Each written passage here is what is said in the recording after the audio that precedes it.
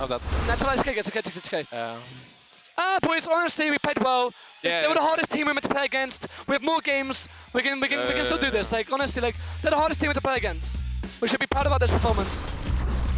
Look at Cruz. Despite the results, the Paris Eternal were still able to keep a positive attitude following their match today against the Vancouver Titans. And let me tell you, the battle of the goat herds, the kings of the 3-3. This was a match that was tightly contested from start to finish, but a good one. A lot of this game was both of the squads basically punching each other until someone made a punishable mistake. It was so good, you could hear Bryn squill, enjoy every team fight. Yeah.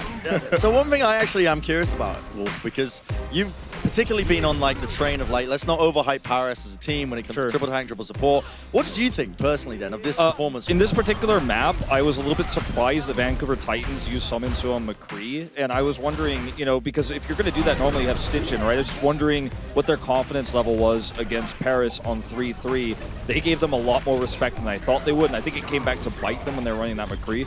When you look at this map, I mean, this is when things started to really turn towards the Titans. We saw Jana with that incredible push-off self-destruct play. I think the wind was out of the Eternal sails after this map.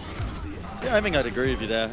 Honestly, like, I think it was repeated issues from Paris. I'm thinking back to this series. It was quite some The time alt ago. management, I think, was the key Exactly. factor there. It was really all coming down to the alts being used in the most odd scenarios, I dare say. It just kind of felt like they don't understand how to use them and combine them together. Like they initiated weirdly and then didn't follow up. So it was, yeah, I'm not sure what the conversation was like in comms there. Yeah, when you're fighting against a team like the Vancouver Titans that's so aggressive and Bumper is always trying to find flanks to hit these big shatters, you're going to have bad team fights. You're going to have bad ult management because you're trying to yell and calm about where Bumper is, what he's doing against such an aggressive team. One thing I want to talk about just briefly about this is we got to see Shadowburn's return to pro play here. Oh, yeah. This was a big shock to me when I saw him walk out on stage. I was very excited because he's one of my favorite players back from the beginning of Overwatch.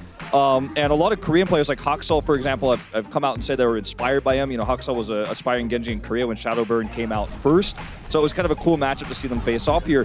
But I think that he's being groomed to replace Soon in this Zarya role right now. And I think that is incredibly important for them to be able to utilize him because even though he didn't have the greatest Zarya game of all time, I do see small tweaks, I do see small improvements.